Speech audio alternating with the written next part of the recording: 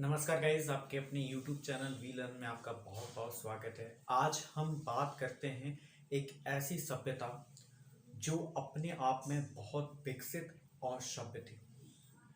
यह तात्कालीन उस समय जो सभ्यताएं व्याप्त थीं, जैसे कि मेसोपोटामिया की सभ्यता, मिस्र की सभ्यता, इन सभ्यता, चीनी सभ्यता, इन सभ्यताओं से सबसे ज्यादा विकसित और समृद्ध थी। इस सभ्यता का नाम है हड़प्पा सभ्यता। हड़प्पा संस्कृति भी कहा जाता है। इसे कई नामों से जाना जाता है, जैसे हड़प्पा सभ्यता, सिंधु घाटी सभ्यता, प्रथम नगरीय सभ्यता, कांस्य युगीन सभ्यता, सिंधु घाटी सभ्यता। अब सिंधु घाटी सभ्यता जो है वो सिंधु नदी के किनारे अवस्थित होने के कारण सिंधु घाटी सभ्यता कहा जाता है। कांस्य युगीन सभ्यता क्यों कहा जाता है? क्योंकि यह तांबा और टिन से मिलकर कांस्य का निर्माण होता है, तो ये कांस्य का प्रचलन इस सभ्यता में अधिक होता था, इस धातु का प्रचलन अधिक होता था, इसलिए इसे कांस्य युगीन सभ्यता कहा गया है। इसे प्रथम नगरीय सभ्यता भी कहा जाता है। इससे पहले आर्य सभ्यता को भारत की प्रथम नगरीय सभ्यता कहा जाता था। 1921 से जब हड़प्पा सभ्यता का उद्भव हुआ, तब से इसे प्रथम नगरीय सभ्यता कहा जाता है। ठीक है, तो सबसे पहले हम खोज पर बात करते हैं। हड़प्पा सभ्यता की जो खोज हुई थी, हड़प्पा सभ्यता की खोज 1826 में चार्ल्स मेसन साहब ने उस स्थान पर, हड़प्पा नामक स्थान पर एक सभ्यता के दबे होने की बात कही। 1826 की बात है मेरे दोस्त। इसके बाद क्या हुआ? 1853 से लेकर 1856 तक कौन? अलेक्जेंडर कनिंघम साहब वहां पर निरीक्षण करने गए। ठीक है, उस स्थान पर निरीक्षण किया उन्होंने, लेकिन वह सभ्यता का इतना महत्व नहीं समझ सकी। तब जाकर 1921 और 22 में भारतीय सर्वेक्षण विभाग के तृतीय अध्यक्ष जॉन मार्शल साहब के नेतृत्व में दयाराम साहनी और राकलदास बनर्जी 1921 और 22 में क्रमशः हड़प्पा और मोहनजोदड़ो नामक नगर की खोज की। ठीक है, तो बात हुई खोज पर। तो आपके मन में क्लियर होना चाहिए कि खोज से रिलेटेड जो भी क्वेश्चंस आएगा हम कर देंगे। ठीक है, हुआ। चलिए, नेक्स्ट बात आती है इसके विस्तार की। तो इसका विस्तार जो है, हड़प्पा सभ्यता का विस्तार पूर्व दिशा में देखते हैं। सबसे पहले ये क्या है? त्रिभुजाकार संरचना थी। कैसी थी? त्रिभुजाकार संरचना थी। ठीक है, सबसे पूर्वी नगर था हड़प्पा सभ्यता का, वो कौन सा था? आलमगीर, जो कि यूपी में आता है, हिंडन नदी के किनारे अवस्थित है।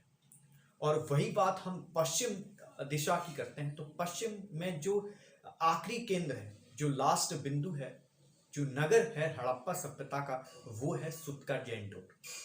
ठीक है, वो बलूचिस्तान पाकिस्तान के अंतर्गत आता है। और यह किस नदी के किनारे है? तो यह दाश्क नदी के किनारे। ठीक है, और अब हम बात करते हैं दक्षिण की। तो दक्षिण में क्या है? महाराष्ट्र में यह नगर स्थापित है। कौन सा नगर है? दायमाबाद। किस नदी के किनारे है? तो गोदावरी और प्रवारा नदी के किनारे यह अवस्थित। और बात करते हैं हम उत्तर की। उत्तर में मांडा है, कश्मीर में मांडा पड़ता है, जो कि चेनाब नदी के किनारे अवस्थित है। इसका जो विस्तार देखें, भौगोलिक विस्तार जो है वो, इसका क्षेत्रफल 12,99,600 वर्ग किलोमीटर है। इसे हम लगभग में 13 लाख वर्ग किलोमीटर कह सकते हैं। ठीक है, तो हड़प्पा सभ्यता का क्षेत्रफल हो गया। और ये जो इसका जो क्षेत्रफल है वो वर्तमान पाकिस्तान के क्षेत्रफल से भी अधिक है। ये एक आश्चर्यचकित बात है। ठीक है, अब हम बात करते हैं नेक्स्ट की। नामकरण हो गया हमारा बात। ठीक है, अब हम बात करते हैं इसके उद्भव की। हड़प्पा सभ्यता का जो उद्भव हुआ है उसके संबंध में इतिहासकारों के अलग अलग मतभेद हैं।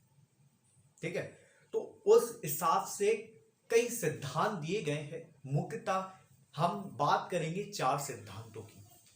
हड़प्पा सभ्यता के उद्भव से संबंधित 4 सिद्धांत प्रमुखता देखे जाते हैं। सबसे पहले जो है वो है कौन सा?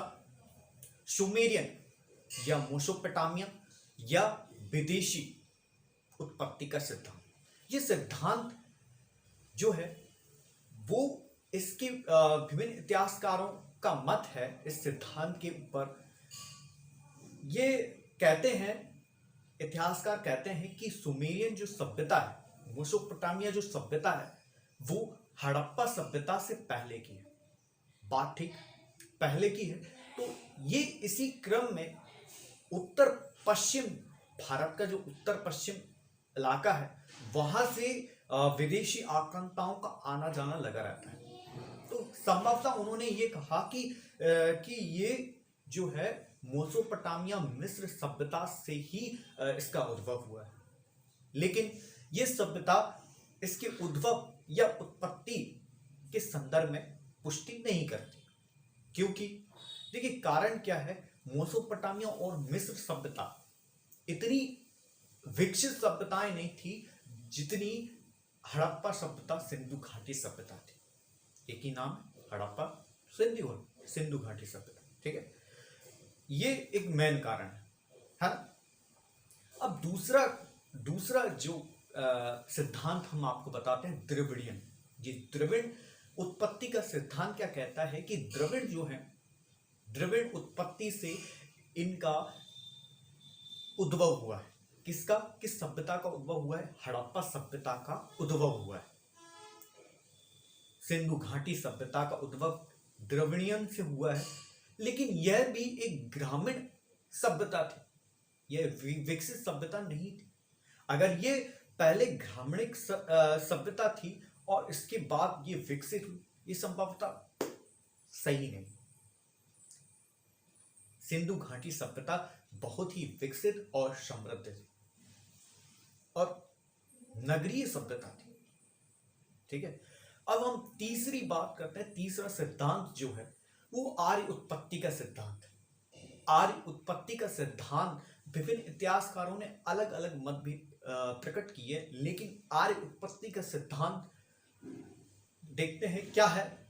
इसके मत, इन विभिन्न इतिहासकारों के मतानुसार आर्य उत्पत्ति का सिद्धांत जो है उससे सिंधु घाटी सभ्यता की उत्पत्ति का कारण मानते हैं। क्योंकि आर्य जो थे वो सप्त सिंधु प्रदेश में बसावट थी उनकी, वहां रहा करते थे। इसके बाद वह गंगा ब्रह्मपुत्र के मैदान तक वह पहुंचे। तो इससे संभवतः ये कहते हैं इतिहासकार कि सिंधु घाटी सभ्यता का भी जो बसावट थी वो सप्त सिंधु क्षेत्र ही था। तो इस आधार पर ये आर्य उत्पत्ति का सिद्धांत ये इतिहासकार बताते हैं कि सिंधु घाटी सभ्यता का उद्भव आर्य उत्पत्ति का सिद्धांत है। लेकिन ये सही नहीं, क्योंकि आर्य जो थे वो पिछड़ी जो ग्रामीण संस्कृति, ग्रामीण सभ्यता थी और यह एक विकसित सभ्यता थी। और क्या होता था, आर्य जो सभ्यता थी उसमें क्या था कि उसमें लिपि का प्रयोग नहीं किया गया है। इसमें लिपि जो थी वो भाव चित्रात्मक थी। लिपि तो थी लेकिन भाव चित्रात्मक थी। भाव चित्रात्मक मीन्स मछली, सर्प के आकार के अनुसार ये अपना मतलब भावना के द्वारा ये अपनी भाषाओं को प्रकट करते थे, बोलचाल का माध्यम। ठीक है, तो इस प्रकार से ये उत्पत्ति का, आर्य उत्पत्ति का सिद्धांत भी पुष्टि नहीं करता कि सिंधु घाटी सभ्यता का उद्भव इसी सिद्धांत से हुआ है।